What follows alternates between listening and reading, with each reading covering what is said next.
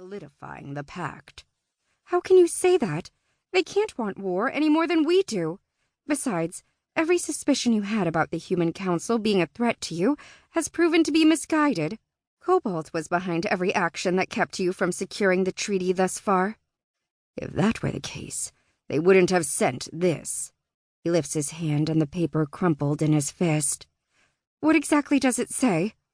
I look from Aspen to Foxglove. While Foxglove verbally relayed the general message of the letter, I haven't read it word for word myself. They must have given a reason to invalidate our alliance.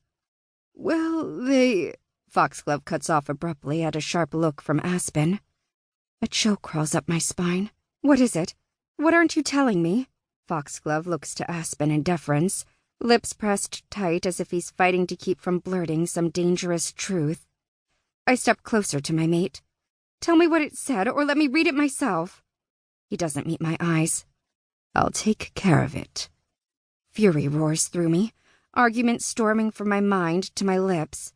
Before I can utter a single one, the ground rocks beneath my feet again, forcing me off balance. From the corner of my eye, I see water shooting into the sky from the explosion. The rumbling calms, but before I can properly right myself, another blast shakes the palace. Aspen pulls me close to keep my feet beneath me. I lean into him, and it's for more than just support. His closeness reminds me yet again how badly I wish I could erase the moment where Foxglove came in with the letter. If only we could go back to where we were moments before that, enveloped in each other's arms with tender words on our lips. But that moment was shattered, and even the slight reprieve is stolen away as the sound from the explosion is replaced with shouts, screams of terror.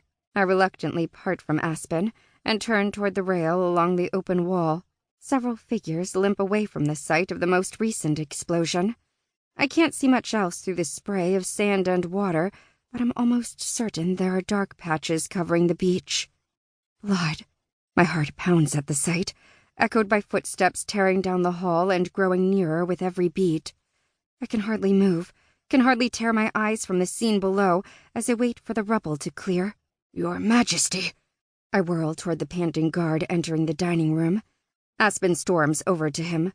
What in the name of oak and ivy just happened?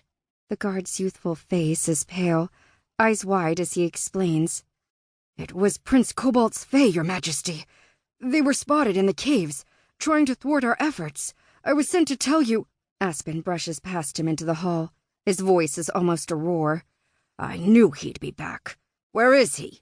The guard follows hard on the heels of the king, as do Foxglove and I. The prince hasn't been spotted, the guard says, but the Fae were clearly his. They ambushed the detonation team, but your soldiers were able to keep Cobalt's Fae back while they set off the explosion. Only 2 caves remained uncollapsed at that point, and detonation teams were sent in at once. That's when I was ordered to come to you. Aspen's jaw shifts back and forth. I take it from the shouts there have been casualties. The guard goes a shade paler, and we descend a set of stairs. I was already on my way here when I heard the last 2 explosions go off, Your Majesty, but the second blast shouldn't have happened so close to the previous. Not unless it were necessary to set it off early, Aspen says through his teeth. Have any of Cobalt's Fae emerged from the caves? What about the caves leading to the tunnels in the palace? Those tunnels were the first we collapsed, and I didn't see any of the prince's Fae make it to the beach before I left. Aspen is nearly running as we descend farther and farther down the palace. We must be near the bottom floor. I quicken my pace and address the guard. Where will the injured be taken? He opens his mouth, but Aspen stops in his tracks, spinning to face me. Why are you following me? It isn't safe. I came to help. He faces the guard. Take Miss Fairfield somewhere secure. The guard steps toward me, but I freeze him with an icy glare before turning it on Aspen. No, I'm going to help the injured. You need to remain. I'm going to help the injured. I repeat, louder, slower, each word pointed as my eyes burn into his. It's what I'm trained to do. Faye can heal without your help. I raise a brow, eyes roving over his torso before narrowing on the site of his former wound. A wound that would have been the death of him if it hadn't been for my intervention.